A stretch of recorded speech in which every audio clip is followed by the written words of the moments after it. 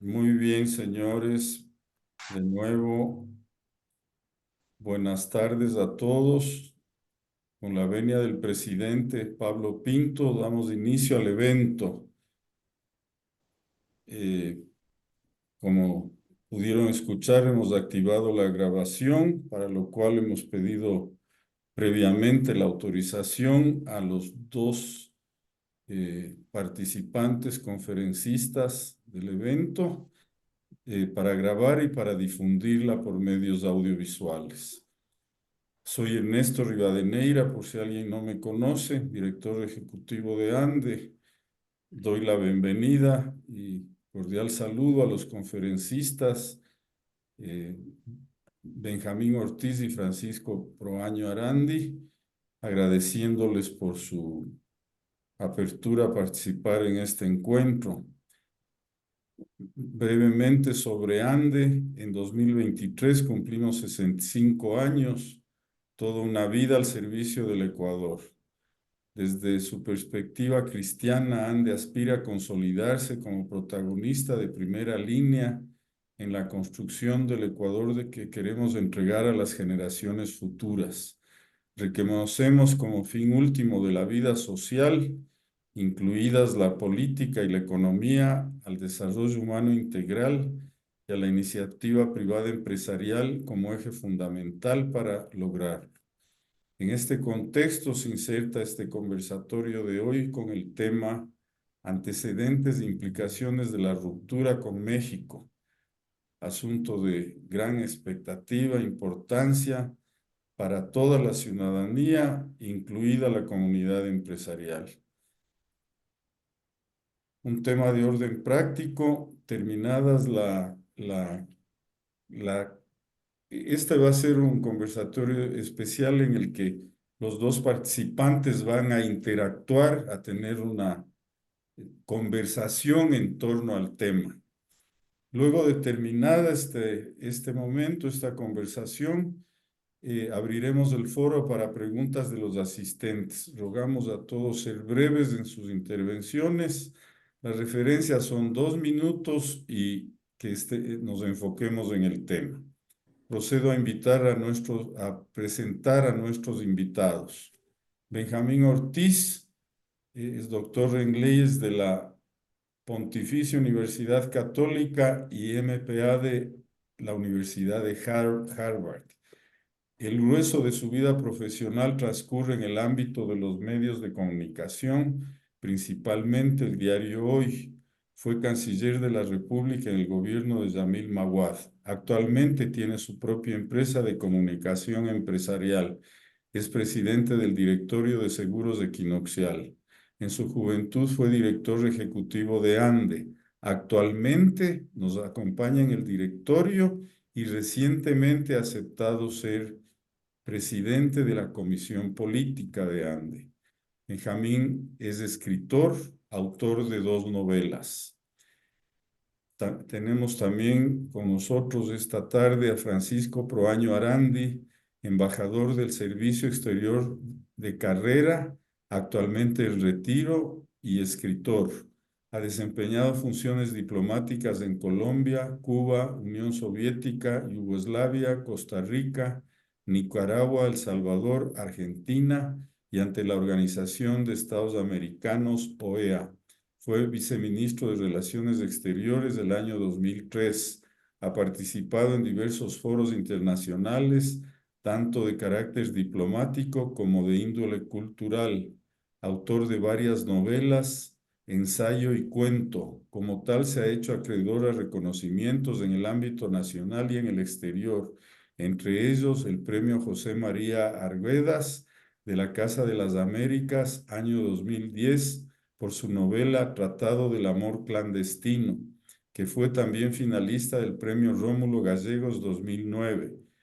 En la actualidad es secretario de la Academia Ecuatoriana de la Lengua y miembro correspondiente de la Real Española. Paso la palabra al presidente de ANDE, Pablo Pinto, para que haga una introducción al tema de hoy. Gracias, Ernesto. Bienvenidos todos. Realmente lo que dije al inicio es cierto. Cada vez que tenemos estos eventos, nos encantaría que las personas que nos conocen por primera vez o que ya nos han venido acompañando en estos conversatorios quieran ser parte de ANDE. Cada vez que se unen más socios de este nivel, de pensadores, de personas que tienen experiencia y que han trabajado por el bien del país, nos sentimos más fortalecidos. Así que todos bienvenidos. Si alguien está interesado, pues nos hace saber a Ernesto o a mí, con todo gusto procedemos con el proceso. Bueno, la ruptura de relaciones entre Ecuador y México y la extracción forzada del delincuente Jorge Glass del interior de la Embajada de México este 5 de abril ha generado una crisis de orden internacional y, como toda crisis, traerá consecuencias positivas, negativas, y yo creo que también crea oportunidades para el futuro del derecho internacional y para afianzar aquí en el Ecuador el sistema judicial también, ¿no? Eh, yo quiero, aparte de esto que ya sabemos todos del problema que se genera, que estamos viviendo, quiero comentar también sobre las declaraciones del día de hoy en que Concienzao Santos en Estados Unidos ha declarado que ha entregado dinero a Jorge Glass a través del tío, de su tío, pero también ha entregado dinero a Alexis Mera y a otras personas, ¿no? Entonces, al excontralor de la Nación. Entonces, creo que no podemos hablar solo de este tema de lo sucedido en estos últimos días, sino que entender que este problema surge no solamente, no es un tema de ahora, sino que es un tema que viene desde la época del correísmo y que se ha venido presentando a través de los casos tan comprometedores para todo el sistema judicial, ¿verdad? Entonces, si quisiera no solo concentrarnos en este tema, me encantaría y me parece sumamente importante este título, ¿no? Que nos ha puesto Ernesto, que es el de trabajar sobre los antecedentes, pero también sobre las implicaciones de la crisis que tenemos ahora. Una de las oportunidades es que posiblemente las otras personas que están siendo nombradas en estos Mm. juicios ya no podrán escaparse a través de la Embajada de México, que con toda la pena ha sido el túnel de escape para no uno, sino para muchos de los delincuentes que tanto nos han afectado en el país. Así que, sin más, yo lo que quisiera es cederles la palabra a nuestros contertulios, agradeciéndoles por estar aquí. Creo que nos sentimos realmente honrados con su presencia. Benjamín, te cedo la palabra para que tú puedas guiar este conversatorio. Muchas gracias a Francisco también por su presencia. Bueno, gracias Pablo, gracias a Ande por esta invitación, gracias a los amigos y colegas que nos acompañan en este evento. Bueno, el tema central, el eje que nos reúne, pero que tiene sus antecedentes e implicaciones, es el asilo diplomático, ¿no? Una institución con una apariencia sacrosanta que se basa en la inviolabilidad de que gozan las legaciones diplomáticas. De paso, es inviolabilidad, no es soberanía, porque sería como ridículo pensar que los estados tengan que dibujar como su territorio a todas las casas, edificios y lugares donde tienen embajadas. Es inviolable porque esto se considera un elemento central de las buenas relaciones entre los países. Esto significa una protección que el Estado otorga en los locales de estas misiones a las personas de otras naciones que acuden a ellos, digamos, en representación del país o en el caso del asilo, que acuden a refugiarse. Pero esta imagen sacrosanta, que es un elemento de la civilización, se da en distintos contextos. El asilo tenía una imagen, digamos, y una función mucho más clara y precisa en los tiempos de la Guerra Fría, cuando los países y el mundo estaban divididos en comunistas y liberales o comunistas y democráticos, y de los dos lados había una intensa hostilidad que resultaban perseguidos políticos por sus convicciones. Pero ahora vivimos en un mundo diferente, no es que no haya persecución, no es que no haya intolerancia, pero ¿cuáles son los factores que se cruzan en las circunstancias actuales? Hay un nuevo alineamiento político, particularmente en América Latina. Hay estos países que giran alrededor de este concepto del socialismo del siglo XXI. Hay otros países que han escogido el camino de democracias liberales. Hay países en los cuales existen dictaduras sanguinarias, como es el caso de Nicaragua, como es el caso de Venezuela, incluso Cuba. Entonces, es en este entorno, que no es un entorno de ángeles y no solamente de idealistas políticos, sino de intereses contrapuestos, en muchos casos intolerantes. Y a esto hay que sumar que también existe un fenómeno gigante que particularmente nos afecta hoy a los ecuatorianos, pero igual a la región está afectando, que es el narcotráfico, que se entrecruza con la política. Ahora, para comenzar este análisis de antecedentes, digamos, yo me voy a referir en esta primera parte, antes de cederle a Pancho para que haga el análisis jurídico y diplomático, a recordar algunos elementos que tienen que ver con el presidente de México, Andrés Manuel López Obrador. Él se ha declarado a sí mismo como el gran maestro, el director de orquesta de este movimiento socialista del siglo XXI, aunque él no utiliza ese nombre. Él es del partido de Moreno. Pero está atento para intervenir y participar en los conflictos políticos que aparecen en los países y ser absolutamente intolerante e intervencionista según sus conveniencias ideológicas. Valga recordar que en el 2019, por ejemplo, en Bolivia, ustedes recordarán que el presidente Evo Morales pretendió hacer fraude para prolongarse en el poder, a pesar de que tenía prohibida por la Constitución esta nueva reelección, y más que nada porque en los resultados aparecieron a última hora un 10% nuevo que le permitía esta reelección. Entró en crisis el país, renunció Evo Morales, estaba en riesgo de ser detenido y Manuel Andrés López Obrador envió un avión para rescatar a Evo Morales, como iba a mandar aquí un avión para la embajadora y probablemente habría sido para Glass. Lo cierto es que Evo Morales se fue a México, en México fue reconocido como asilado político, recibió todos los honores, pero ¿qué hay ahí? Un juego al margen, digamos, de la institucionalidad boliviana y de cómo los bolivianos estaban resolviendo su problema, una intervención de México. ¿Qué pasó con López Obrador en el caso del Perú? En Perú, el presidente Pedro Castillo, presidente de izquierda, radical, en un momento dado decidió declararse dictador, cerrar el Congreso y gobernar con plenos poderes. Esta cosa que la presentó incluso por televisión no funcionó. Las fuerzas democráticas del Perú, el mismo Congreso peruano, las Fuerzas Armadas le detuvieron.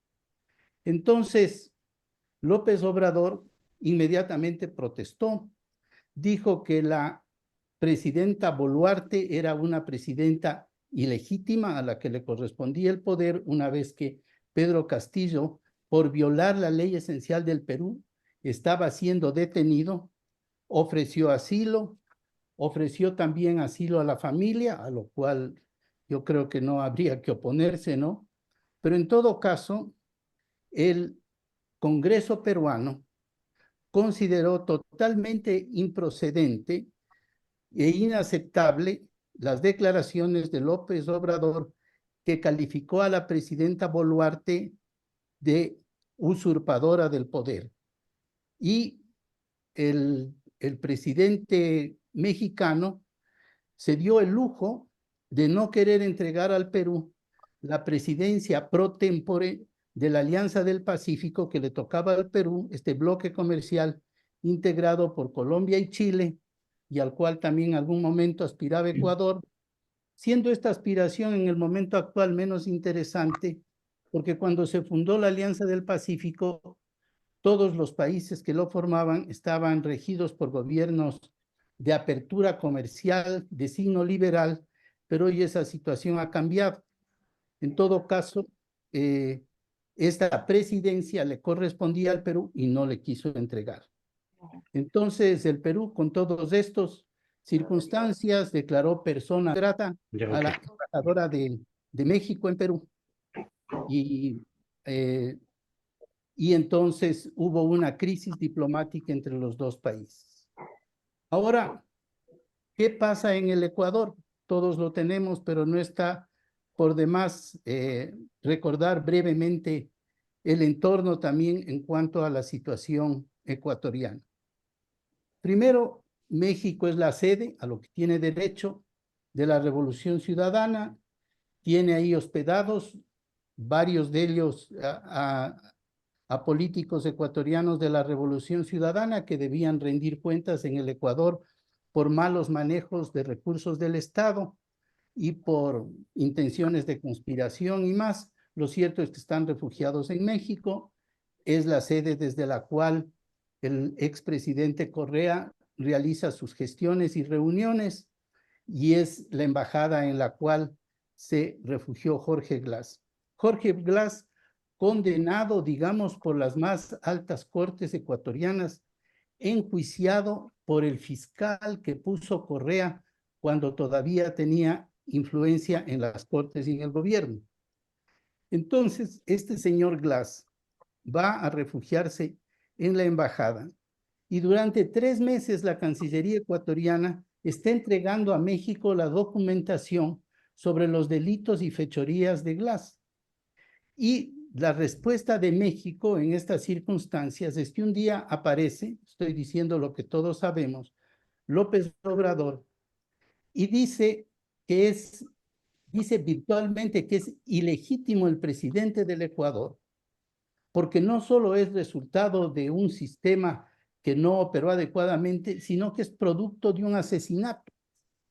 Entonces, este nivel de agresividad no se había visto en América, ni en tiempos recientes ni en tiempos pasados. O sea, tú estás en el poder gracias al asesinato de Fernando Villavicencio, que hizo perder la elección a la candidata progresista. Esto resulta absolutamente inaceptable para un país y yo creo que hizo bien el gobierno del presidente Daniel Noboa en dar esa respuesta de declarar persona non grata a la embajadora de México. Luego, por información de inteligencia, ¿no es cierto?, se conoce que Glass iba a irse con la gente de la embajada.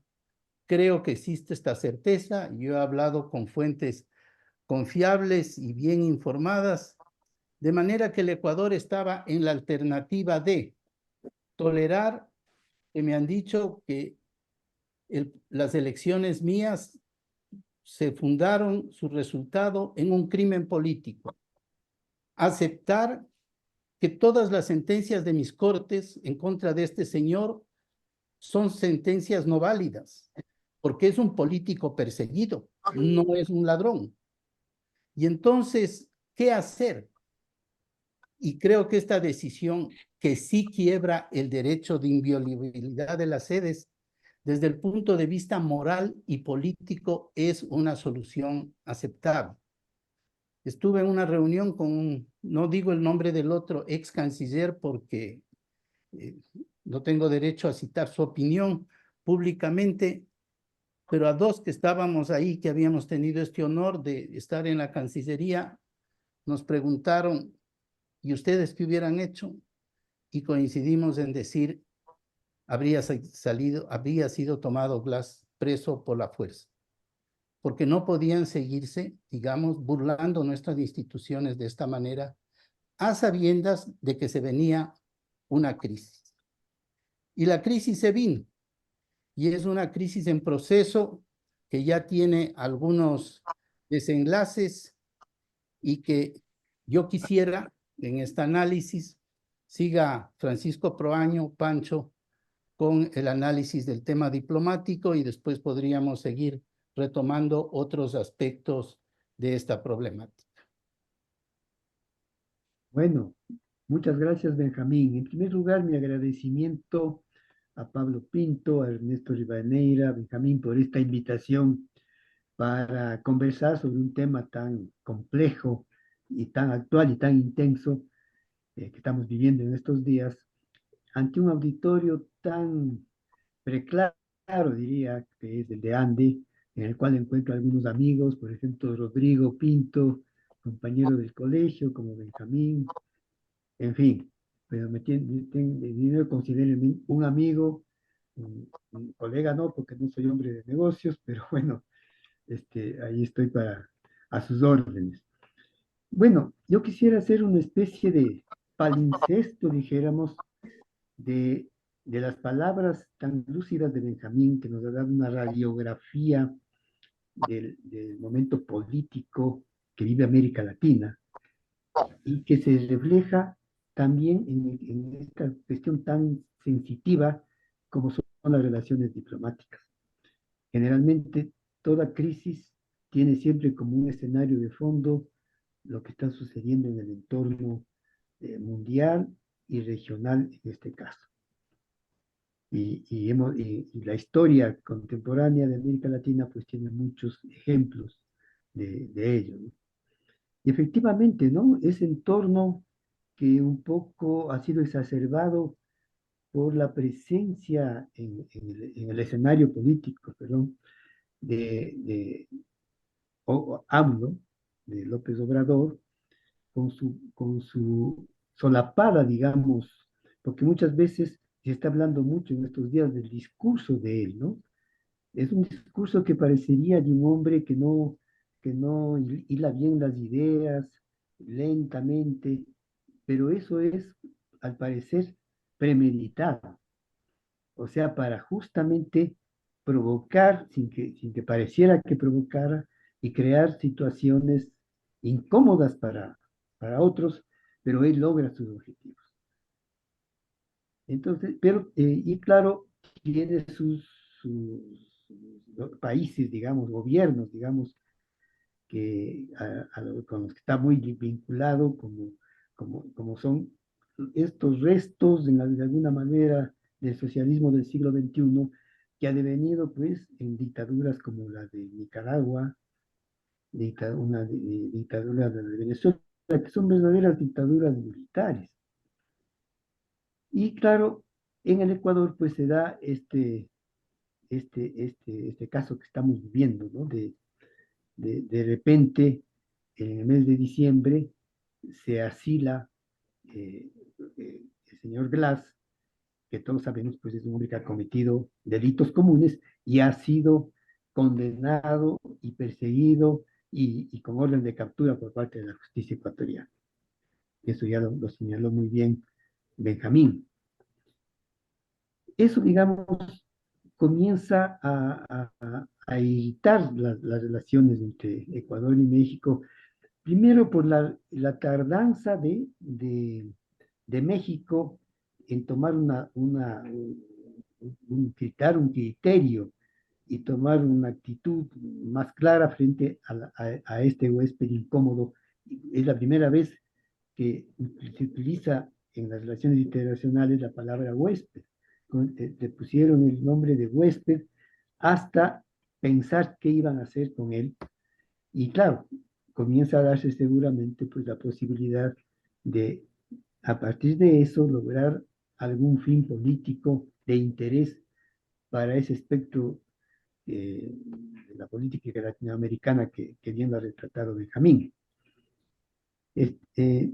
Inclusive, hubo varias veces, porque el Ecuador yo creo que, como en el caso de la señora Duarte, que estuvo asilada en la Argentina, el gobierno ecuatoriano hizo bien en seguir una tradición, digamos, de no dar el salvoconducto a alguien que es reo de, por delitos comunes. Y ahí, por ejemplo, y varias veces, según hemos visto en la prensa, el gobierno ecuatoriano, a través de la Cancillería, informó repetidamente, documentadamente a la embajada y por tanto al gobierno de México de los antecedentes de la situación judicial, legal del señor Glass. Y digamos, ahí por ejemplo hay un artículo en la Convención de Caracas sobre asilo diplomático, sobre asilo político de 1954. Es el artículo 9, que dice como una obligación de la misión diplomática que ha recibido a un huésped, en este caso, que pide asilo, de estudiar y prestar atención detenidamente a la información que el Estado territorial, así se llama el Estado del cual procede el asilado, le proporciona a la misión. Es decir, si el Estado territorial está dando una documentación por la cual demuestra que esa persona que está ahí es un reo común, ¿no? Culpable de delitos comunes, le está diciendo no debería ser objeto, primero, no de asilo político, porque no es un perseguido político, y segundo, la intención del gobierno del Estado territorial de no darle salvoconducto en un caso de...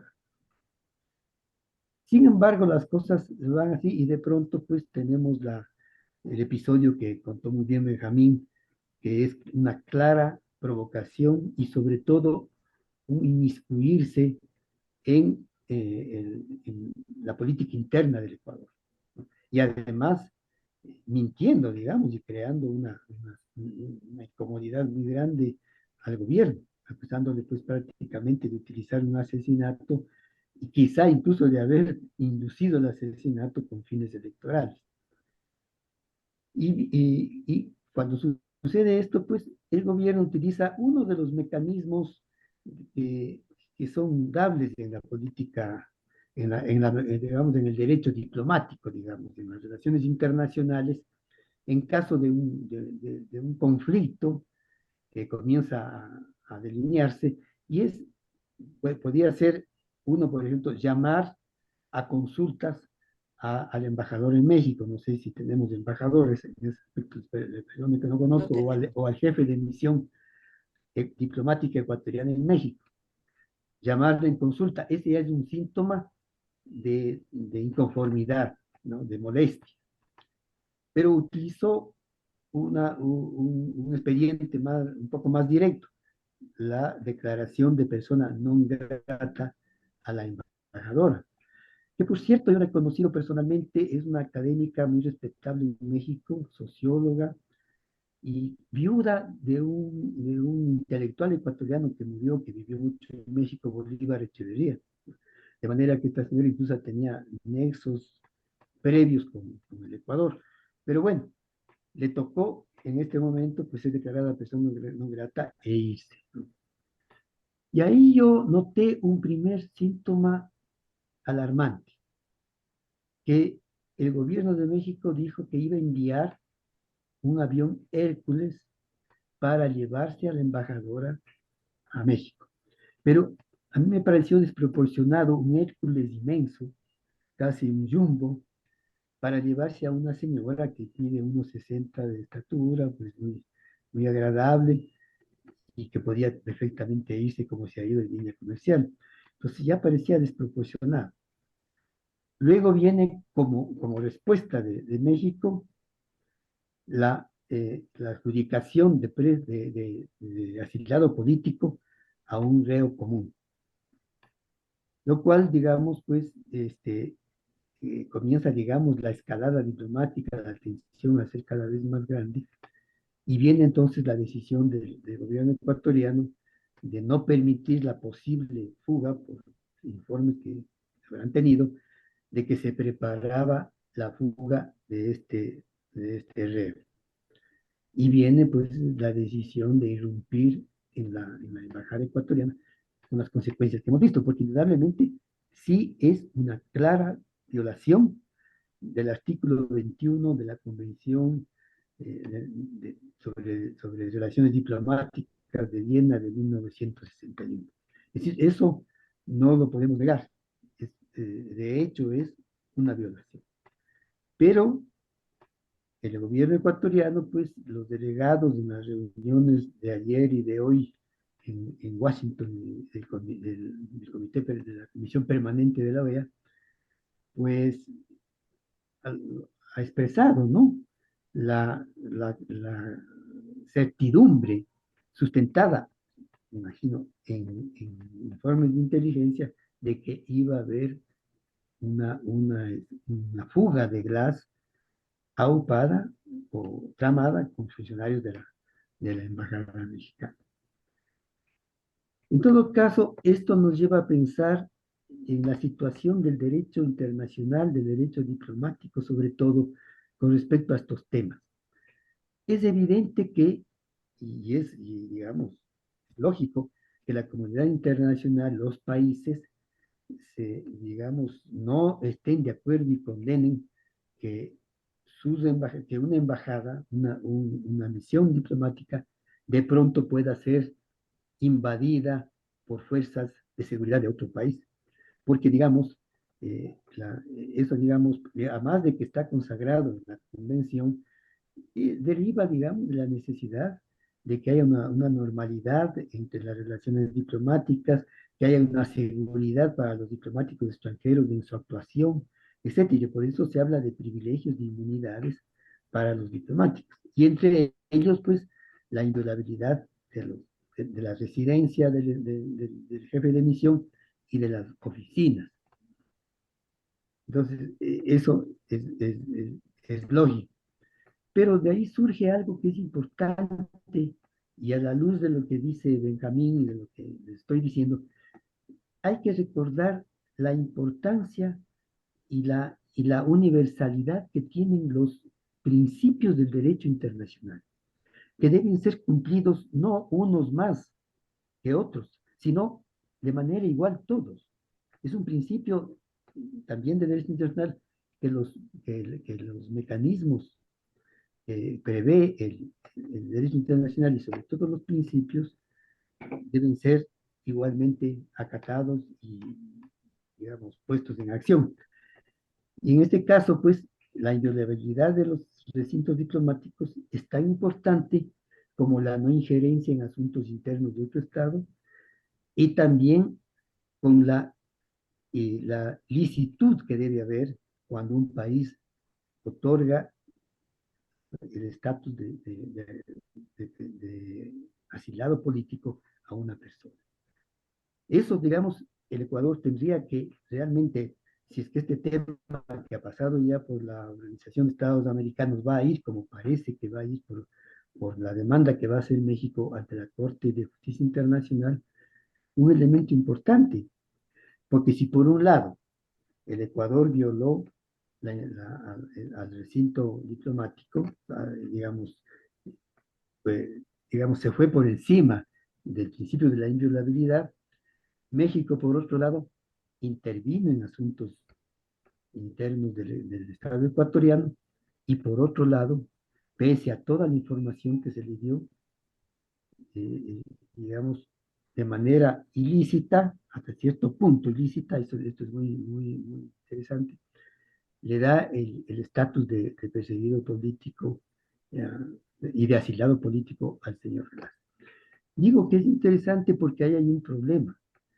Por un lado, el artículo 21 de la Convención, que dice los recintos diplomáticos son inviolables, no hay excepción.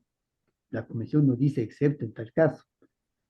La única excepción es si el jefe de misión permite la entrada de la fuerza pública del país territorial.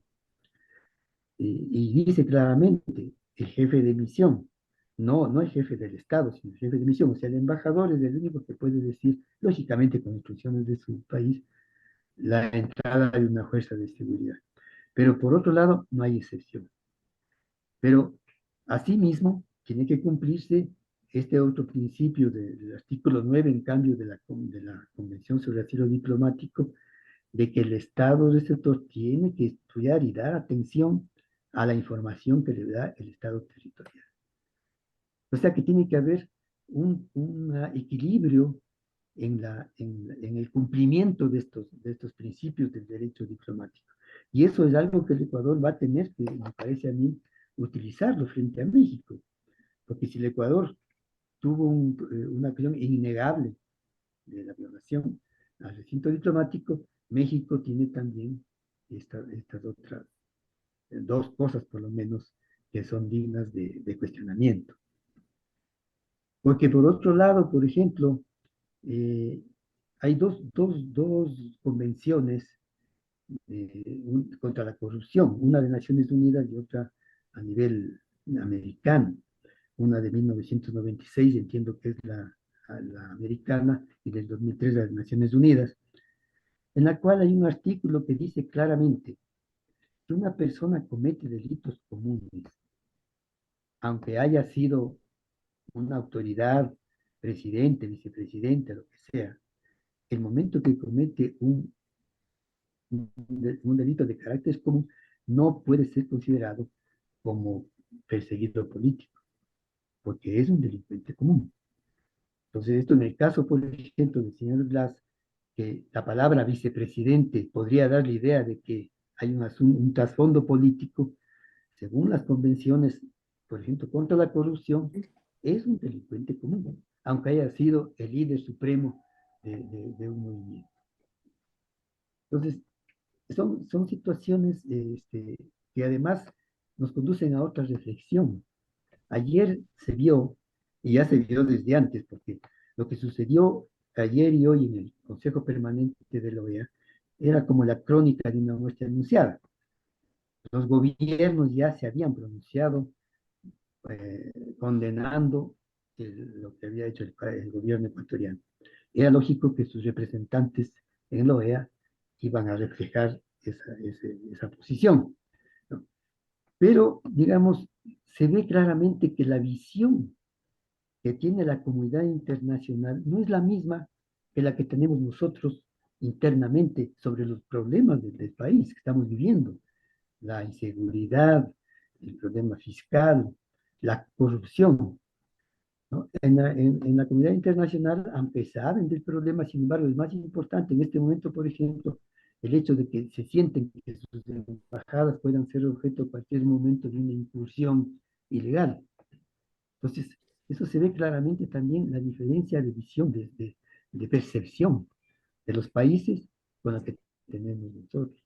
Para nosotros, por ejemplo, y yo participo de eso, el que Glass no haya podido escapar ha sido importante, porque si hubiera escapado, pues habría sido muy grave en muchos sentidos para el país, como fue el caso de Duarte, pero ahora todavía más, porque era una repetición. En cambio, para la comunidad internacional, pues lo importante es la visión desde el punto del derecho internacional. Entonces, son algunas cosas que yo quería plantear y que me ha servido mucho este marco histórico-político que nos ha dado Benjamín para reflejar, digamos, un poco lo que está sucediendo en el terreno diplomático. Solo una reflexión más. La resolución de la OEA, que fue aprobada hoy, bueno, no ha sido totalmente negativa para el Ecuador. No hay sanciones, este, pero sí, digamos, es un poco desbalanceada, ¿no?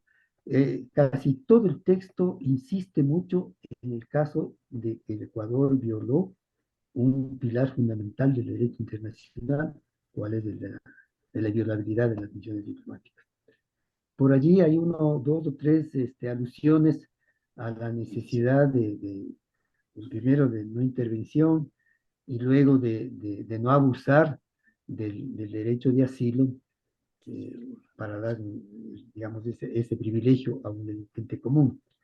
Y por otro lado, pues habla también algo que dice el artículo 41 de la Convención de que los agentes diplomáticos deben no utilizar sus privilegios o sus residencias en contra de los intereses del Estado territorial o receptor.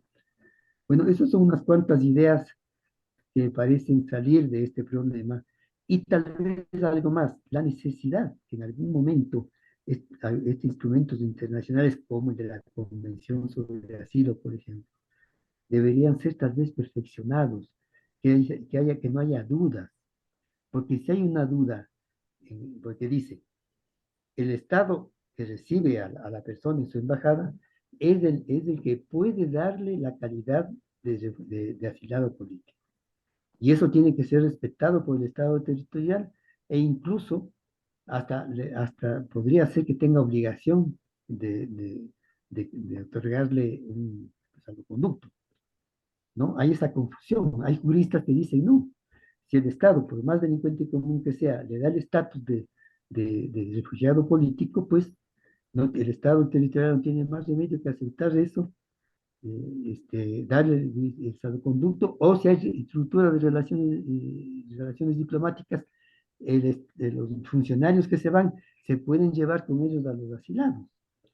O sea, hay algunas cosas que tienen que ser tal vez evaluadas y buscar formulaciones un poco más claras para que realmente funcione de mejor manera, pues de acuerdo a la ética, la justicia y al verdadero interés de los estados, estas convenciones y estos principios del derecho internacional. Eso por el momento. Muchas gracias. Francisco, si me permites, y creo que ya poco antes de abrir la conversación para que tengamos más participaciones y opiniones, yo quisiera subrayar algo que ya dijo Pancho en relación a la resolución de la OEA que condena al Ecuador por haber violado la sede diplomática de México, pero tiene dos claras alusiones a la no intervención de asuntos internos y a la no concesión de asilo a delincuentes. Y leo, dice 5, reafirmar que sin perjuicio de sus privilegios e inmunidades, todas las personas que gocen de estos privilegios e inmunidades deberán respetar las leyes y reglamentos del Estado receptor y que también están obligados a no inmiscuirse en asuntos internos de ese Estado. ¿Por qué poner esto? Yo creo que es por las intervenciones de López Obrador. Entonces, sí hay una alusión, aunque se refiera a los funcionarios diplomáticos, porque no puede referirse al presidente, obviamente. Y también respecto al del buen uso de los locales, que es por haber dado asilo a un delincuente, reafirmar que los locales de las misiones diplomáticas no deben ser utilizados de manera incompatible con las funciones de la misión, tal como están enunciados en la Convención de Viena sobre relaciones diplomáticas, en normas de derecho internacional y de los acuerdos particulares que estos están en vigor entre el Estado acreditante y el receptor. Esto quiere decir que no puede usar la sede diplomática para algo que no está destinada a esa sede. ¿Qué es ese algo? Asilar a delincuentes. De manera que creo que de esta condena que no había quien nos salve, no hay, como señaló Pancho, consecuencias directas, es un impacto moral, sí, tampoco hay nada de sanciones económicas, ni hay nada como lo que quería Correa, que recomienden que nos quiten el Tratado de Libre Comercio con Europa o que nos bloquee México el Golfo de Guayaquil con barcos de guerra. Así que en eso es una mala noticia para Correa. Y hasta aquí, entonces, después, Pablo, Ernesto, con mucho gusto seguimos adelante. Entonces, pasamos a la ronda de preguntas, Benjamín. Sí, sí. Verónica Costales está pidiendo la palabra. A ver, Sí, a la ver, verdad, felicitaciones y muchas gracias a Pancho y a Benjamín por sus intervenciones tan elocuentes y tan precisas, ¿no? Yo quisiera preguntar si a cualquiera de los dos al que me quiera contestar, si es factible que se promueva a raíz de este asunto, que se promueva el reformar o el convenio de Viena, no sé cuál es el proceso para eso, para que se precise con mayor exactitud las limitaciones, los alcances que podría tener una embajada para que no pueda ocurrir en este sentido un abuso como el que cometió López Obrador a través, o quiso, bueno, cometió y además quiso cometer e ir más allá en su sede diplomática en el Ecuador. Es decir, que se blinde un poco más la capacidad que pueda tener un noble acto como es el asilo, y no sé cómo se debería actuar, pero me gustaría saber si se puede reformar y si se puede blindar para que no ocurran este tipo de abusos. No sé, Francisco, si quieres tú comenzar, yo después podría decir algo a Ya, la preocupación de sí, Verónica. sí, bueno, sí, toda obra humana es perfectible, ¿no? Entonces, esta convención que nació en un momento importante de la historia del mundo, ¿no? La fecha 1961 en la que se adopta esta convención es muy significativa. Es adoptada en plena Guerra Fría y con experiencias anteriores de abusos de gobiernos, no solo por las llamadas democracias del Este, sino también en Occidente, en la que no había realmente una seguridad en cuanto a, la- a que las embajadas puedan trabajar normalmente, porque podían ser objeto a veces de abusos, qué sé yo, de ataques por determinados regímenes. Lógicamente que también esta convención plasma una tradición que ya venía quizá desde antes de la Edad Media, ¿no? Por ejemplo, las iglesias cristianas eran objeto decían, de acogerse a sagrado. O sea, una persona perseguida por la policía, por lo que sea, se lograba entrar en una iglesia y Así es. entonces ya no podía ser, digamos, raptada, secuestrada. Lo paradójico era que los delincuentes comunes eran quienes lograban ¿Quiénes solicitaban eso? la protección de la iglesia y en cambio la cuestión política, los políticos, en ese tiempo, la política que entraban no eran objetos de protección, eran más bien los delincuentes comunes. Esto, digamos, evoluciona poco a poco a partir del Renacimiento hasta que ya comienza a consolidarse este concepto de las misiones diplomáticas permanentes en un país, que ya es algo de la modernidad, y se llega en el año 61, ya hubo antecedentes también, pero ahí es cuando se plasma realmente todo un sistema de las relaciones diplomáticas y entre ellas este principio de la inviolabilidad. Pero sin duda alguna, yo sé, y le había comentado ayer a Benjamín, me parece, que yo he escuchado que hay algunos proyectos de investigación, me hablaban de uno en la Universidad de Harvard, de buscar algunas formulaciones más elaboradas y que dieran más seguridad. Y digamos, cuando hablo de seguridad, hablo de que sean compatibles con el interés del Estado, con la justicia, con la ética y que no den lugar sobre todo a ambigüedades difíciles. Yo le había hablado de eso a Benjamín, pero yo no conozco, pero es posible que pueda haber un proyecto hacia formulaciones, tanto en la cuestión esta de la Convención de Viena, como en las convenciones sobre asilo que son propias del derecho latinoamericano, pero que igualmente tienen ciertas ambigüedades que provocan estos problemas entre estados. Entonces, es factible, no sé si Benjamín, tú has podido averiguar sobre esto, no sé. Si yo en cualquier momento puedo hacer un comentario sobre este punto que es tan importante, pero preferiría en este momento que, como está pidiendo la palabra Bolívar Ceballos y también Roberto Betancourt, Bolívar, quisiéramos oírte a ti, por favor. Gracias, Benjamín. Felicitaciones, muy claro. Lo mismo el embajador Francisco Pran. Realmente, de lo que yo estaba mirando en la resolución de la OEA, que es media tibia, digamos así, porque no pueden dejar reconocer que hay una violación, pero están llamando por otro lado a que se solucionen en forma pacífica y, como tú lo dijiste, también están reclamando sobre la forma en que se da el asilo.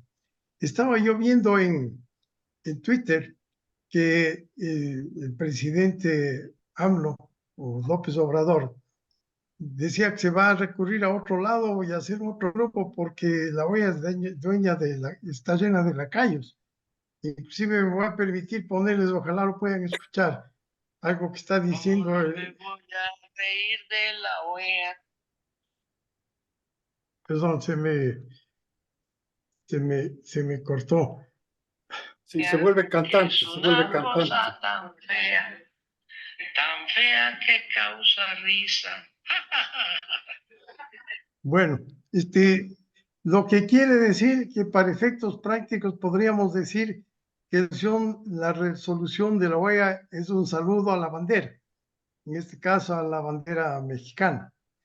Y bienvenido, Roberto, gracias por acompañarnos, embajador Roberto Betancourt, porque lo más preocupante sería ver qué otras repercusiones o qué otras sanciones podríamos tener nosotros. Gracias. Adelante, Roberto Betancourt. Muchas gracias y quiero comenzar felicitando por la iniciativa que han tenido en ANDE de organizar este foro, este intercambio de opiniones, este intercambio de criterios. Agradezco también las expresiones de Bolívar, pero también quiero expresar que me sumo a lo comentado por Benjamín y también por Francisco. Ellos nos han explicado muy claramente el alcance que tiene toda esta controversia. Pero sin embargo, yo quería hacer algunos comentarios y alcances de este tema sobre el cual tengo referencias de ex colegas. Algunos también están ya retirados, pero otros siguen activos y que son justamente desde México, desde Honduras, desde Chile, desde Argentina y Brasil. Comentarios que creo que me interesa darles a conocer porque pueden acercarnos a tener un entendimiento sobre el alcance y la magnitud de lo que pasó desde el fin de semana pasado. Creo que uno de los principales temas que quedan por resolver, no solamente en el caso de Ecuador-México y en el tema Glass, sino en todos los asilos que son controvertidos, en todos los temas de asilo que son controvertidos. Y es la interpretación de los artículos 3 y 4 de la Convención de Caracas sobre asilo. En este caso, para hacer referencia concreta, el Ecuador está pensando en que el artículo 3, en donde se especifica muy claramente que un delincuente, una persona que tiene cuentas por pagar con la justicia, no puede ser asilado, es el artículo que debe ser analizado en primer término por el país que va a conceder el asilo. En cambio, hay otros juristas, así como ya mencionó Francisco, interpretan que el artículo 4 es la clave de todo esto y que le pertenece al asilo, al país que va a otorgar el asilo, la decisión completa. Y en este caso de Glass, hemos visto que si es que esa es la orientación que se puede dar a la convención, en donde el artículo 4 prima sobre el artículo 3, entonces hay la necesidad de hacer notar de que la buena fe y el respeto a todos los articulados de la Convención de Caracas deben ser tenidos en cuenta por el Estado que va a conceder el asilo. Esto es, México debió haber considerado, al tomar la decisión, lo que dice el artículo 3, los elementos que recibió de parte del Ecuador, y creo yo que la demora de más de 110 días en pronunciarse sobre la condición que tenía Glass dentro de su embajada se debe justamente a eso, que luchaban internamente sobre qué debía prevalecer.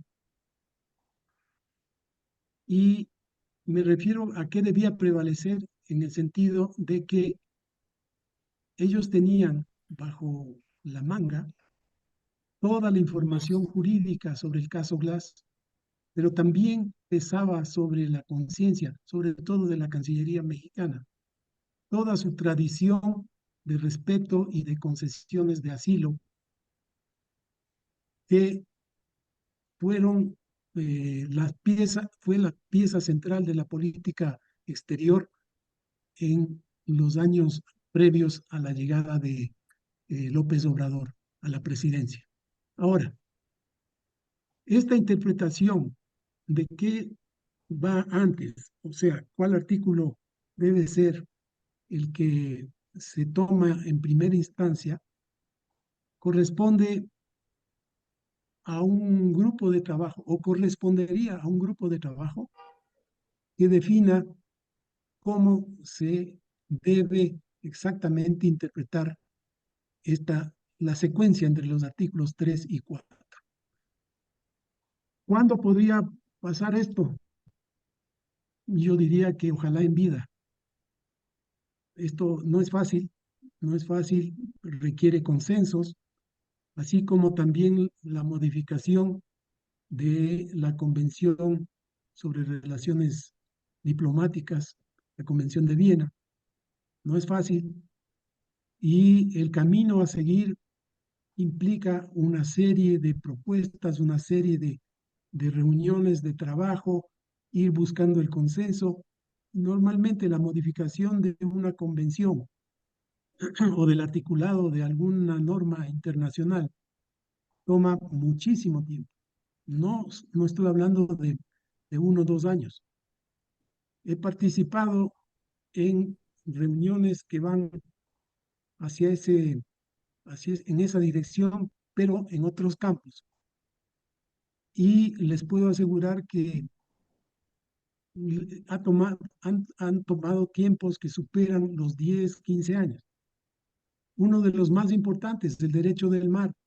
La Convención del Derecho del Mar llevó muchísimos años hasta llegar a lo que tenemos hoy en día aprobado y en vigencia. Pero bueno, lo que quería decirles también es que hemos escuchado que Glass fue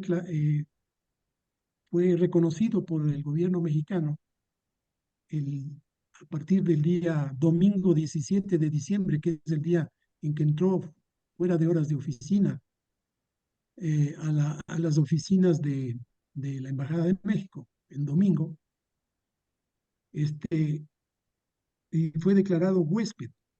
La palabra huésped, como dijo Francisco, no existe en el derecho internacional, peor en el derecho interamericano sobre el asilo. No existe en la Constitución mexicana.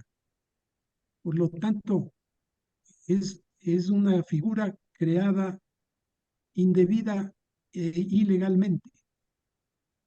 Lástima que este elemento debía haber sido incluido en la defensa del Ecuador el día de ayer en la OEA. No fue tomado en cuenta. Tampoco fue tomado en cuenta con la debida fuerza y potencialidad el tema de la no injerencia en los asuntos de otros estados. La no injerencia, en el caso de México, es una norma constitucional que fue violada por el presidente López Obrador, violada de arriba a abajo. Así que tampoco fue tomada ni presentada con la fuerza que debió haber sido presentada el día de ayer. Otra de los comentarios que yo quería hacer dentro de este proceso de asilo, y como digo, tomó más allá de 110 días hasta llegar a lo que llegamos, es que el gobierno del Ecuador debió haber solicitado en el mes de diciembre mismo el retiro de la embajadora mexicana de aquí de la embajada en Quito. El retiro es diferente de lo que pasó hace un par de días, que es declararle persona non grata. Es un paso previo que debe ser leído por el otro gobierno, en este caso el mexicano, como un acto de desagrado que tiene el gobierno ecuatoriano, en este caso, frente a la actuación del jefe de misión, la embajadora mexicana. El retiro no podría haber provocado o precipitado toda la reacción que se produjo en cuestión de horas el día viernes pasado. Estoy seguro de eso. Pero habría ido estableciendo paulatinamente pasos que quizá habrían tenido otro desenlace. Creo que además es necesario tener en cuenta que las políticas internas de los dos países han contaminado las políticas exteriores de los dos países, porque en México está a puertas para el mes de junio una elección presidencial. Y esta situación largamente planificada desde mi punto de vista por López Obrador, porque se ve que si Glass entró el domingo en la tarde a su embajada en Quito, era porque había ya contactos previos entre el prófugo de Bélgica y AMLO. Había una situación muy clara y una programación de cómo entraba, a qué horas entraba y cómo se le declaraba el comienzo. ¿Okay? Entonces, aquí yo diría que hay un elemento de política interior que fue aprovechado, muy bien aprovechado por AMLO para consolidar el apoyo, tocando la fibra del nacionalismo, que es una fibra muy importante en todos los países, pero más se puede exacerbar en el caso de México. Sabemos cómo es el mexicano de nacionalista. Y lograr conseguir el apoyo para su candidata a la presidencia. Ese es también un punto que está en juego y vemos que con cada paso y con cada anuncio y cada declaración que hace el presidente López Obrador, eso se va comprobando y ratificando. Pero también la Pablo, si política me interna. permites, Roberto, hay también otras personas interesadas en participar. Lo corto inmediatamente después de dejar en claro esta situación. La parte de política interna ecuatoriana igualmente. Tenemos el 21 de abril una consulta y luego finales el periodo una reelección o una elección, más bien dicho, en juego. Eso un punto. Pero igualmente, y este es el último punto, es la cuestión de las sanciones. No hay sanciones para este caso. No hay sanciones ni económicas, no porque no se hayan dispuesto, sino porque no estuvo nunca en juego el establecer sanciones. Quizá el expresidente prófugo quisiera que haya sanciones y está moviéndose para eso, pero ya no solamente en la Unión Europea, sino en Honduras. En Honduras está viviendo desde hace rato como huésped de ese gobierno y va continuamente a ese país para asesorarle a la presidenta que hoy ejerce la presidencia pro tempore de CELAC. CELAC acaba de emitir un comunicado, perdón, varios países, 5 países miembros de CELAC están contrarios a lo que quiere hacer la presidenta de CELAC de convocar a una reunión internacional de presidentes y jefes de Estado. ¿Con qué objeto? Con el objeto de expulsar al Ecuador de la CELAC. Ese sí sería una sanción. Pero hay 5 países, entre esos Costa Rica, Perú, Uruguay, que se han opuesto a que haya esa reunión. Y por lo tanto no es posible que haya esa sanción de expulsión del Ecuador a CELAC, de la CELAC del Ecuador. Con esto termino. Gracias. Gracias, Gracias, Roberto. Roberto. A ver, Importante. está levantando la mano Juan Carlos Benalcázar. Le vi levantando la mano a Pablo Pinto, pero ya no veo esa mano levantada. Y Después de Juan Carlos, gracias. ya, y después de Pablo, me pareció verte, César Robalino, que levantaste la mano. Sí. También René Ortiz. Ya, entonces sería Yo paso al final, por favor, que primero salgan las otras personas. Que las preguntas sean cortas. Muy bien. Primero Juan Carlos Benalcázar.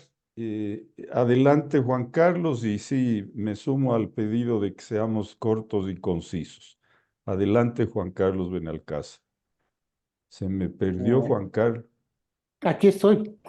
Adelante, Aquí estoy. adelante, Juan Carlos. Bueno, mil perdones que yo me integro por razones de trabajo, me integré tarde. Más que nada, muy corto. ¿Por qué el Ecuador? ¿Por qué el Ecuador no activa los mismos mecanismos de protesta que está empleando México? Es decir, hay una cosa, sí, esa sería la pregunta. Quiero ser muy corto, pero hay una cuestión básica. No se puede defender, y no se puede defender el tema de la incursión armada a la Embajada de México, no se puede defender. Y ayer, que se vio la intervención del señor Dávalos, se vio que no hubo una defensa de la posición nacional. La posición, si bien no se puede defender la incursión, hay al menos algunas cosas que se deberían hacer. La primera, también López Obrador violó normas internacionales, por ejemplo, el principio de no intervención, que está en la Carta de las Naciones Unidas y en la Carta de la OEA. Al hablar indebidamente de las elecciones y de la muerte de Villavicencio. Violó también. Segundo, se violó la Convención de Caracas porque se está concediendo un asilo de manera ilícita y con toda la maquinaria de propaganda que hace confundir a la gente. Y además de eso, ¿sí? Vean la circunstancia de que se declara persona no grata y enseguida a la embajadora y enseguida le declaran el asilo. Ecuador, tomo las palabras de Almagro de ayer, que se pudo haber ido a mecanismos pacíficos de solución de controversias con el tema del asilo. Y efectivamente hay un mecanismo en la Carta de la OEA, que es la investigación y la mediación, que se hubiera podido agotar para poder revertir eso. Y la segunda, si Ecuador está viendo que se le está atentando también a sus derechos, también tiene posibilidad de ir a la Corte Internacional de Justicia. Entonces, de no hacer esto, soy de la modesta opinión de que no solo vamos a perder por goleada, sino por autogol, ¿sí? Porque en este momento todo el mundo está con el dedo en la llaga al Ecuador, en todo. En todo el mundo se ha reprobado la incursión y los argumentos del Ecuador están siendo desperdiciados. ¿Y cuál va a ser lo que dijo también Almagro? Que lo que quieren hacer es que a Glass se le retorne la calidad de silado. Ahí está el autogol. Si es que no se hace una acción también para reivindicar eso, vamos a quedar en nada. Les quiero comentar que esta tarde realicé una carta que ya la tiene Ernesto Rivadeneira y que también la tienen Despáez y otras personas, que queremos hacer, que yo les quiero anunciar como socio de ANDE y le haré llegar también a Pablo, en la cual todo lo que he dicho se quiere transmitir al gobierno para que enseguida también se defienda. No podrá defenderse de la condena por la incursión diplomática, pero sí puede defenderse de ese modo. Eso es lo que les quería anunciar. Muchas gracias. Y si me permites comentar, Juan Carlos, yo creo que la defensa del Ecuador pudo haber sido más enérgica, más firme, tocar algunos asuntos que tú efectivamente has mencionado. Ahí pueden haber habido cálculos de hasta qué punto voy a provocar más beligerancia con México al acusar ya salirme del ámbito de las embajadas y de los principios diplomáticos e ir directamente contra López Obrador. Pero sin duda el tema de la injerencia política era un tema que habría habido que decirlo, a pesar de que, como digo, tenía un riesgo de que México, con todo su aparataje, volviera al ataque. Creo que el resultado, que no es bueno, ni podía esperarse que sea bueno, porque, digamos, el impacto brutal que da el asalto de gente armada, fuertemente armada a una embajada, es algo que no hay cómo tapar. Y el hecho de que se recuerde a los funcionarios diplomáticos en general que no pueden usar las sedes diplomáticas para asuntos distintos y que no pueden intervenir en asuntos de política interna, vienen al caso por el caso ecuatoriano. O sea, si no, ¿para qué decir eso? ¿No es cierto? Supongamos que el asilado era el jefe de un partido político de oposición por sus opiniones. ¿Para qué hablar de estos temas? No habría tenido mucho sentido de recordarles que no pueden usar la embajada para asuntos que no corresponden. Entonces, no creo que haya una derrota de Ecuador, pero estoy totalmente de acuerdo contigo en el sentido de que la defensa en La Haya tiene en el Ecuador varias cartas que debería usar. Y una palabra más, hay que también ganar la guerra de la comunicación y le veo yo en este caso al gobierno bastante pasmado. O sea, todo lo que se haya que hacer en redes, todo lo que haya que hacer en comunicaciones de prensa, en salidas de la canciller para seguir opinando. Hay que ver cuántas veces ha salido la de México versus las pocas salidas de la de Ecuador. Entonces, todos esos elementos habría que considerar para una defensa más eficaz, en que vamos a ir a la Corte Internacional no muy mal parados, porque creo que tenemos argumentos. Perdón, para ir un Pablo. poco, perdón, como punto de orden, Juan Carlos Benalcázar mencionó de esta carta que ha presentado, este borrador de carta dirigido al gobierno, básicamente con el planteamiento que acaba de hacer, Esto lo pondremos a consideración de la Comisión Política en Ande mañana y si es que se da una reunión, Juan Carlos, estarás invitado. A ver, Muchas gracias. tengo en el orden de la palabra, tengo a César Robalino, a René Ortiz y a Pablo Pinto. Y de una vez, para que dosifiquemos el tiempo, yo me permito dejar como cola, si es que alcanzamos, la pregunta a Benjamín Ortiz desde su perspectiva política respecto a cuál es su apreciación del efecto que está teniendo este asunto en las perspectivas de la consulta popular. A ver, regresamos al René, orden. perdón, Ernesto, también me parece que César Robalino había pedido la palabra. Sí, sí, es más, a él le voy a dar la Ah, ya, palabra perfecto. primero. Gracias. Adelante, César Gracias, Robalino. gracias amigos y amigas. Gracias Benjamín y Francisco por toda la información. Una pregunta muy específica. El gobierno mexicano va a presentar una denuncia a la Corte Internacional de La Haya. Uno, en la experiencia de ustedes y de Francisco, ¿qué tiempo se toma la Corte Internacional en analizar casos de esta naturaleza? ¿Un mes, un año, 20 años? ¿Cuánto? Y segundo, ¿qué facultades tiene la Corte para sancionar en el Ecuador? ¿O será algo parecido de una resolución parecida a lo que ha decidido la OEA? Un golpe mayor a Ecuador, un golpe menor para México. Nada más. Esa es la pregunta.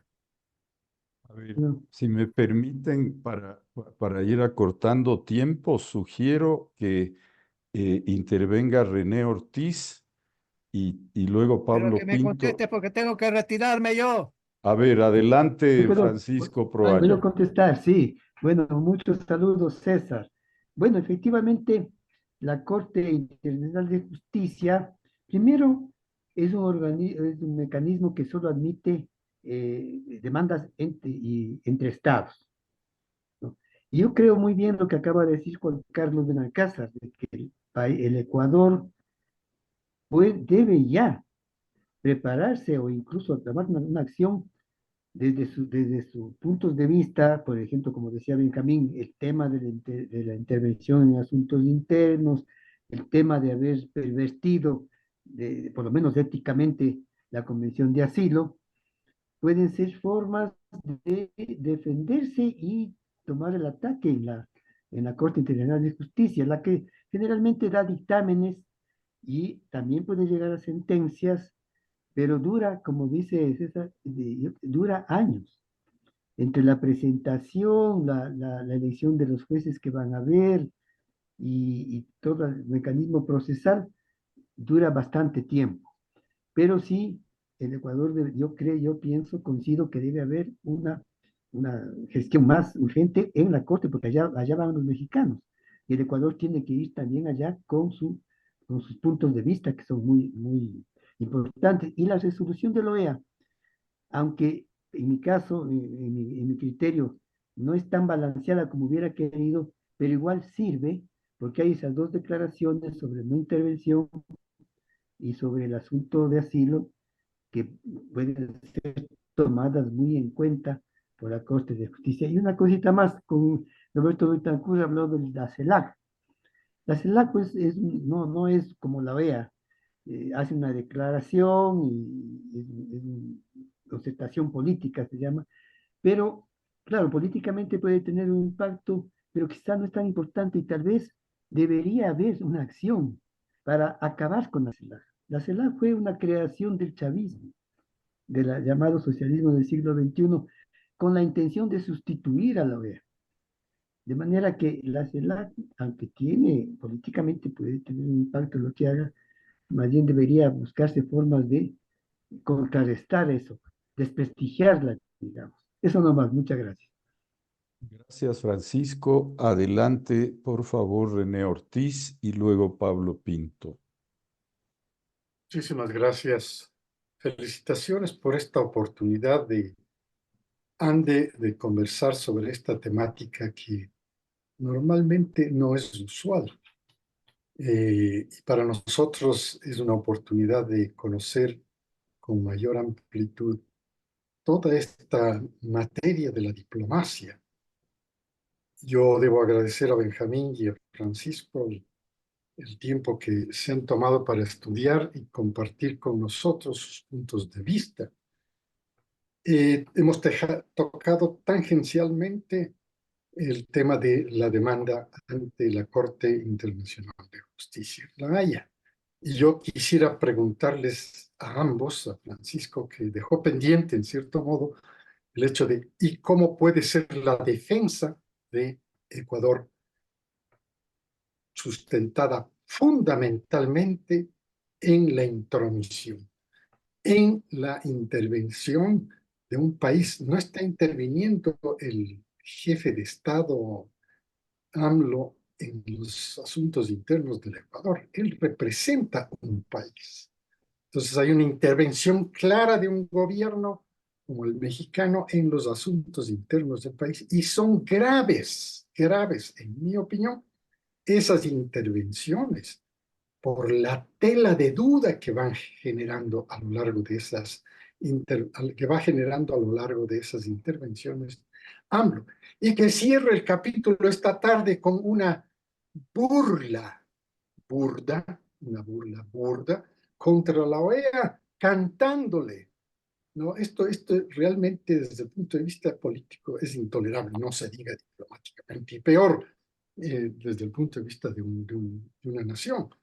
Entonces, ¿cómo deberíamos plantearnos nosotros? En mi opinión, respetando por supuesto lo que manifestó, y con esto termino, Benjamín, yo jamás tomaría el curso del asilo, de la definición del asilo, y de la violación del asalto a la Embajada de México como preámbulo del proceso. Esto ya es bien conocido. Deberíamos irnos directamente o no a defender la intromisión, porque aquí yo inclusive me tomé la libertad de decir en nuestro chat, que esto era un 3-0 en goles. Los acaba de sintetizar perfectamente Francisco, ¿no? Hablando en términos futboleros. Entonces, ¿cómo deberíamos actuar nosotros? Yo creo que este es el punto central, ¿no? El paso siguiente. Y en ese contexto, yo sí creo, y no voy a dejar de decirlo, porque esta es la forma de mi actuación en Ande, no voy a dejar de decirlo, cómo Ande va a manifestarse ante el presidente de la República frente a este hecho. Yo planteo que esto podemos tomar el curso que ha planteado Juan Carlos Benalcázar, cualquiera de esos, o abonarnos con esa carta de Juan Carlos que citaba Juan Carlos, pero yo creo que Ande tiene que plantearle al presidente de la República su apoyo total en este momento con toda esta avalancha que estamos viviendo de parte del correísmo a través de todos sus troles. Nosotros no podemos quedarnos impávidos. Nosotros somos parte del país. No somos parte de ese país de ellos, sino de un país distinto. Entonces, Ande tiene que nuevamente, eso lo propongo, tiene que plantearse la necesidad de poner su punto de apoyo al presidente Novoa. Gracias. Sí, René, si me permites, uno, me parece que si López Obrador está haciendo mofa de la OEA, quiere decir que está muy descontento con lo que consiguió en la OEA. Y bueno, yo quisiera ver esa mofa porque me parece un acto que denigra a México y puede ser que ante cierto público anti-OEA, antiliberalismo, antidemocracia y ante muchas cosas le suene bien esta burla a la OEA. Pero recurrir al Consejo de la OEA para después reírse, me parece que el señor anda mal. En segundo lugar, sí creo que el Ecuador, como hemos visto, tiene argumentos para declararse ofendido y afectado por esta situación y que probablemente las gestiones irían en dos líneas simultáneas.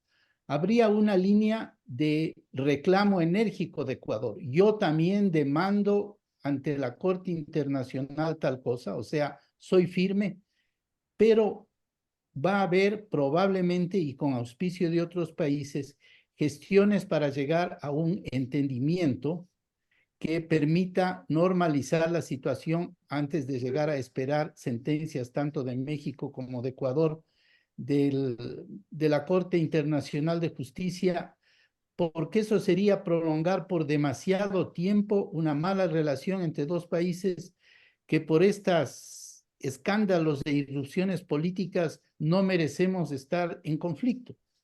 Entonces, ahí habrá unos buenos auspicios.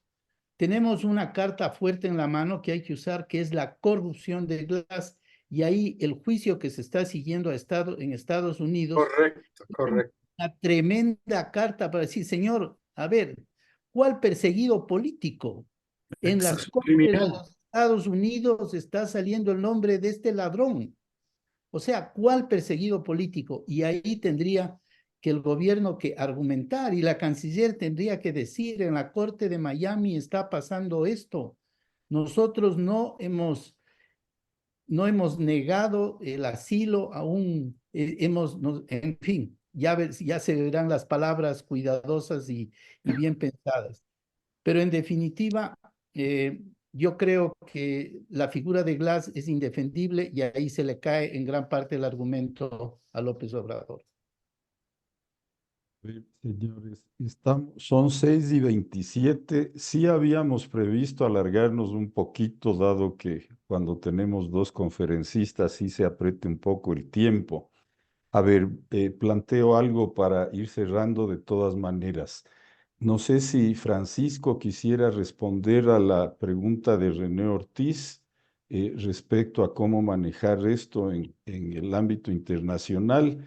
En mi perspectiva, de alguna manera ya algo se mencionó sobre el tema, y por otro lado, este planteamiento que ha hecho Juan Carlos Benalcázar sería de alguna manera una respuesta e inclusive estaría ya por considerarse dentro de ANDE el encauzar, el darle curso a ese planteamiento para presentarlo al presidente Noboa.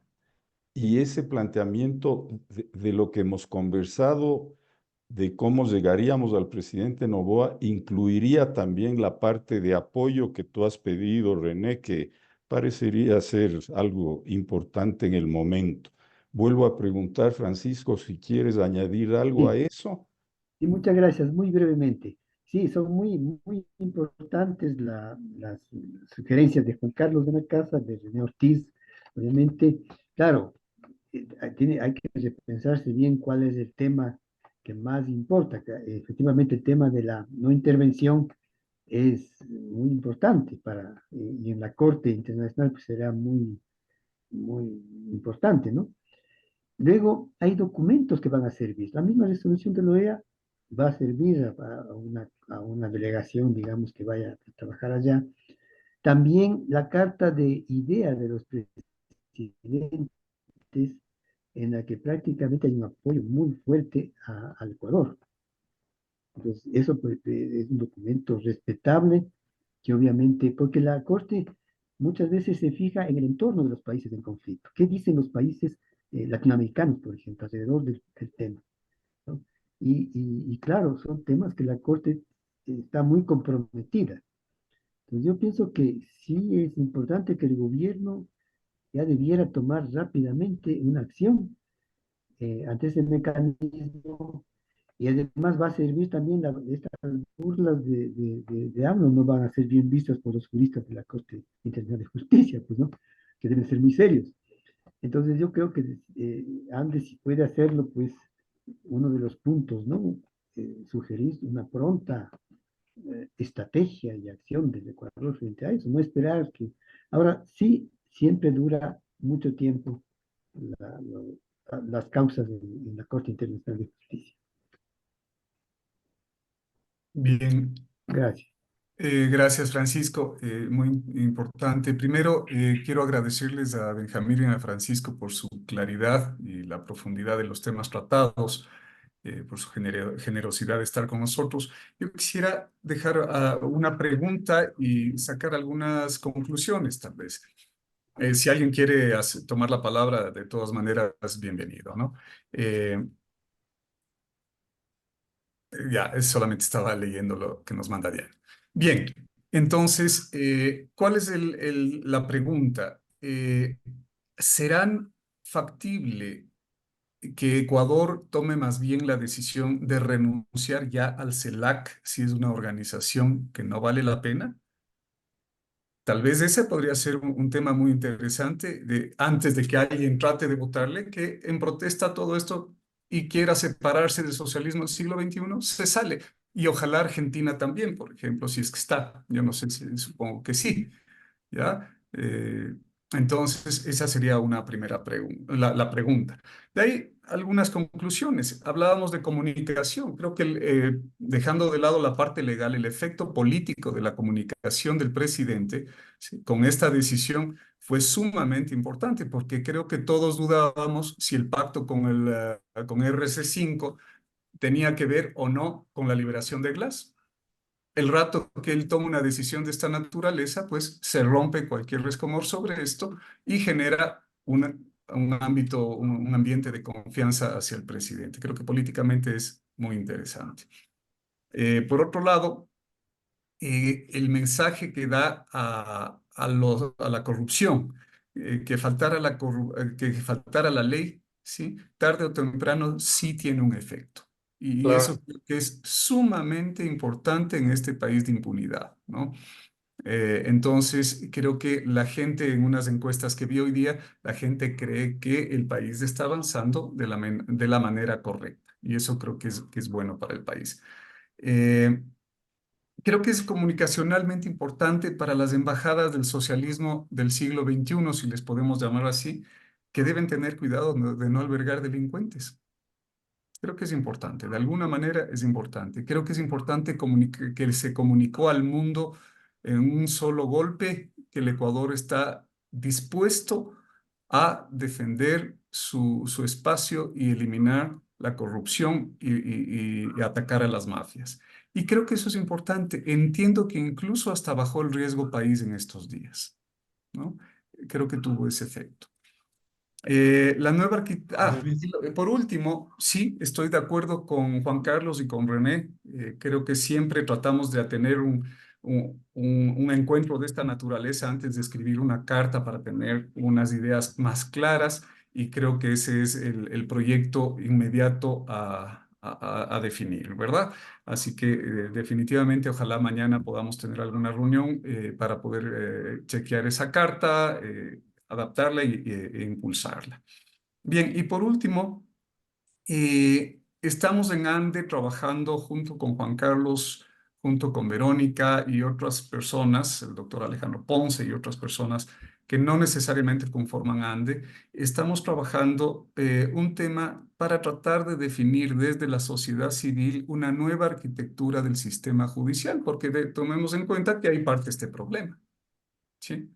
Como un juez corrupto le liberó a Glass, desde ahí parte el problema. Y entonces, lo que nos dan los casos Metástasis y Purga, etcétera, lo que nos dicen es que al sector político no le interesa cambiar la justicia, el sistema de justicia. Que el sistema de justicia va a estar anclado a los partidos políticos y a las mafias de la corrupción. Entonces, creemos que como sociedad civil debemos tratar de impulsar desde la academia y viendo experiencias internacionales, debemos impulsar una nueva arquitectura. Así que primero comentar que estamos trabajando en ese tema e invitarles a quienes quieran juntarse a apoyar este proceso. Que esto sí es un tema de largo plazo porque se reforma la política pública, ¿sí? Pero creo que es de las cosas más importantes que como sociedad podemos proponer. Bueno, de ahí yo creo que este es Ceballos. Bolívar Ceballos está levantando Bolívar. la mano, por si acaso. Sí, simplemente cierro esto, le pasamos la palabra a Bolívar y les agradecemos nuevamente por todo su apoyo. Dejo la pregunta entonces esta. Bolívar, si quieres, por favor, tomar la palabra. Gracias, Pablo. En la misma línea de Juan Carlos. Yo creo que es importante la jurisprudencia que sentó Álvaro Uribe cuando cuando Colombia atacó a Angostura. Fue a la Corte Internacional y después retiraron tanto Colombia como Ecuador y sus alegatos y optaron por una solución con buena vecindad. Yo creo que es importante porque eso demuestra que Ecuador está abierto. Cuando fue agredido, tuvo la caballerosidad de retirar y aceptar una buena vecindad para solucionar las diferencias. Creo que es un punto a favor que puede ayudar en el tema. Y obviamente también hay que tomar en cuenta que ya en junio o julio ya México va a tener nuevo presidente. Y cuando se esté ya definiendo este tema en la Corte Internacional de Justicia, ya son otros actores los que van a estar. Ya por lo menos así ganara la candidata de López Obrador, por cuando creo que también la otra chica tiene muchas posibilidades. Entonces ya van a bajarle el ritmo de confrontación. Y por último, en lo que decía Benjamín, en el tema de Florida, puede ser que ya en pocos días más tengan un veredicto. Ya no es un veredicto de una corte de Ecuador, es una corte internacional de Florida. Y puede ser que a lo mejor indirectamente también salga Glass con algún tipo de sentencia, cuando no lo sé cómo será, pero ya está siendo mencionado.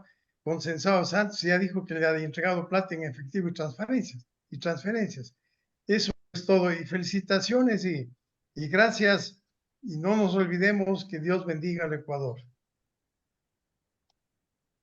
Verónica Costales está levantando Qué las lindo, manos. qué lindo, qué linda frase, Bolívar, la verdad. Dios bendiga al Ecuador.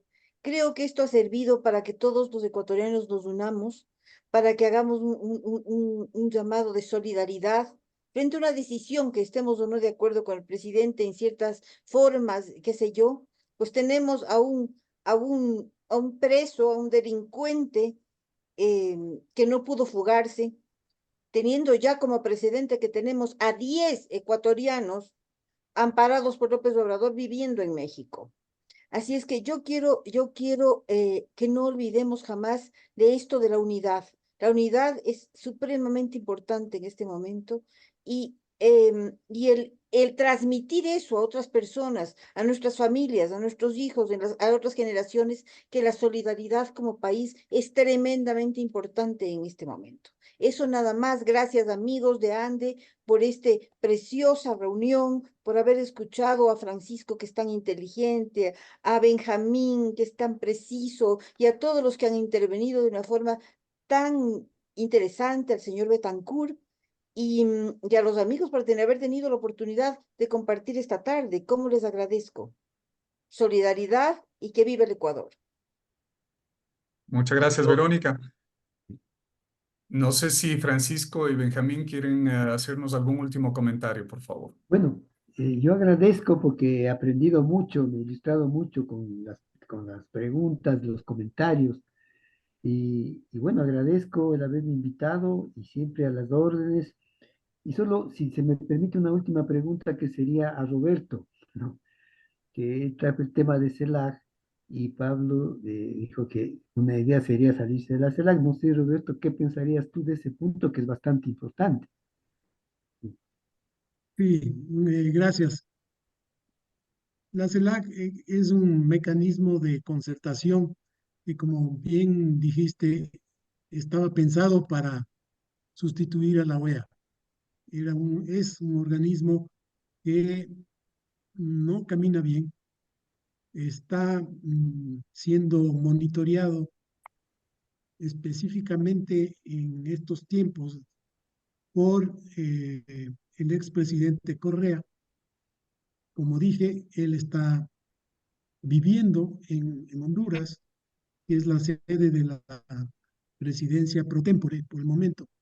Y es la presidencia pro tempore la que quiso sorprender al resto de de países que conforman la CELAC, el resto de miembros, con una convocatoria para jefes de Estado.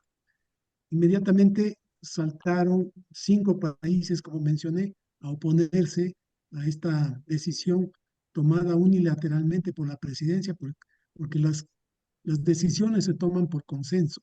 Y en este caso no hubo consenso para convocar a la reunión de jefes de Estado. Uno de los problemas que tenía esta convocatoria fue la de que no decía claramente cuál era el objetivo concreto, solo decía analizar el tema Ecuador-México. Pero me han hecho llegar de parte, sobre todo desde Perú y desde Uruguay, cuál era el objetivo oculto, que era hacer una reunión para determinar la expulsión del Ecuador del organismo. ¿Qué significaba esto de llegar a concretarse? Significaba que como la OEA no tomó una resolución satisfactoria para México, no tomó una reunión satisfactoria para la Revolución Ciudadana, que buscaba una sanción, buscaba una deshonra al prestigio nacional, que se sumara a todas las gestiones que está haciendo en Bélgica para que a través de el artículo 1 del acuerdo comercial con la Unión Europea, efectivamente habla de una cláusula democrática y de respeto a los derechos humanos. Y la Revolución Ciudadana está queriendo que la Unión Europea adopte una decisión en la que diga que se ha violado el artículo 1 del acuerdo comercial y que quedemos suspendidos de los beneficios. Eso es lo que está en juego allá en Bélgica. Pero también es un proceso largo y un proceso en el que están involucrados 27 países, que son los 27 países miembros de la Unión Europea, y habrá que ver, habrá que tener atención al tema. No es una cosa menor, pero en todo caso no le veo mayor futuro y la preocupación es de menor nivel que la preocupación que podría suscitar en términos de prestigio y de salvaguardar la moral ecuatoriana si es que fuéramos expulsados de la CELAC. Ahora, ¿qué pasa con salirse de la CELAC?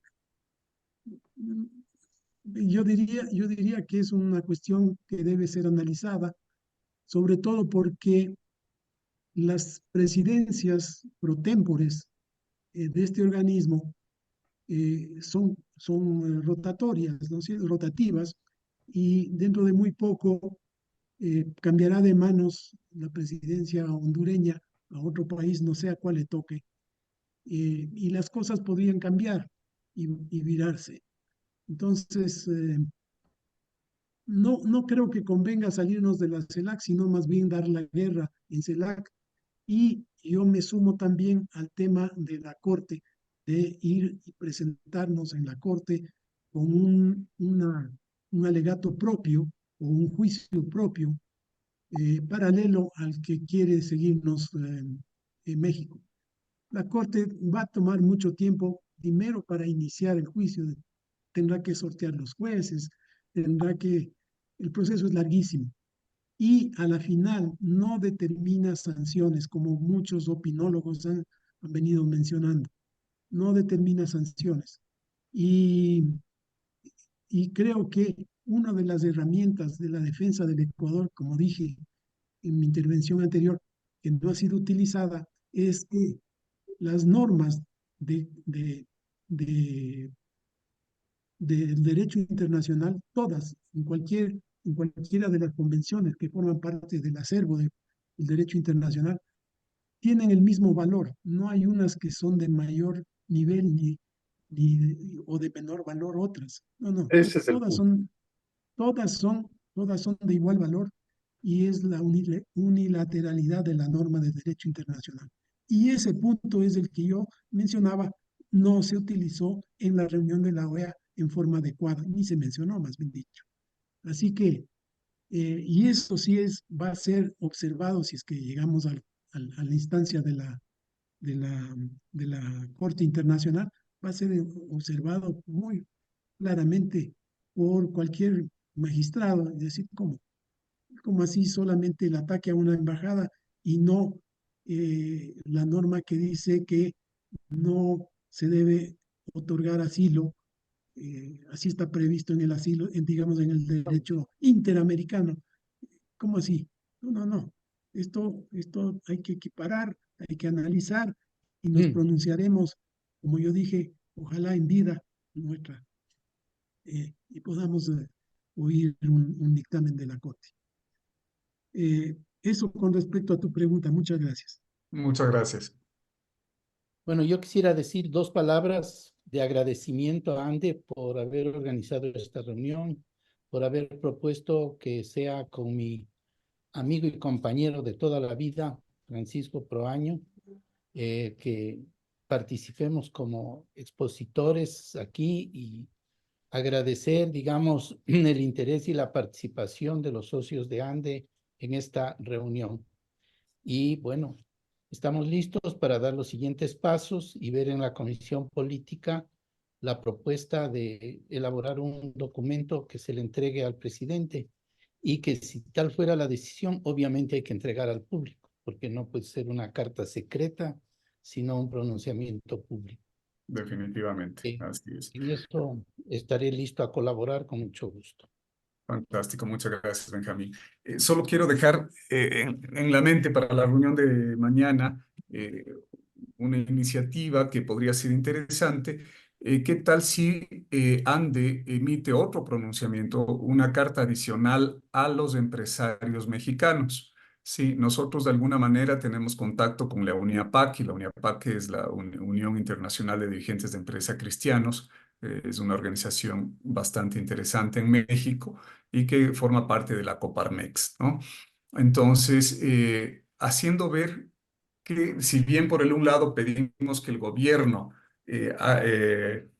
plantee su defensa y posiblemente un ataque, digamos, para lograr luego una buena relación con México nuevamente lo más pronto posible, sí vale la pena posiblemente escribir una carta que invite a los empresarios mexicanos a emitir una opinión favorable para que se restablezca pronto las relaciones entre México y Ecuador, dado que tenemos varias inversiones mexicanas aquí en nuestro país, ¿verdad? Entonces, apoyo la moción de Pablo. Apoyo la gracias, moción. René. Entonces, no Muy de solamente, acuerdo.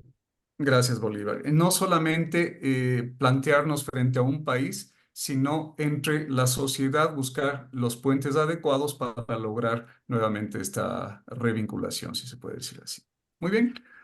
De mi parte, les agradezco mucho por esta reunión, a todos ustedes, especialmente a Benjamín, a Roberto y a Ernesto, quien nos ayudó a organizar, a Carlos por su iniciativa. Todos son bienvenidos en las próximas reuniones, que tengan una buena noche y como dice nuestro amigo Bolívar, que Dios bendiga al Ecuador. Muchas gracias. Gracias, Pablo. Gracias a todos. Muchas gracias. Gracias Muy a todos. ¡Chao! Benjamín, muchas Gracias. Ya vamos a luego. convocar a la Comisión Política. Gracias. Hasta luego. Hasta la Hasta luego. próxima. ¿Para cuándo la reunión de la Comisión Política? Mañana. A ver, podría ser mañana tipo 5:30, si es que les pregunto a los miembros que están presentes si podrían 5:30 mañana. Mañana es jueves, 5:30, ¿sí? Sí, Yo podría Pablito, y sugiero que el borrador de carta o la carta que propone Juan Carlos nos llegue antes para también.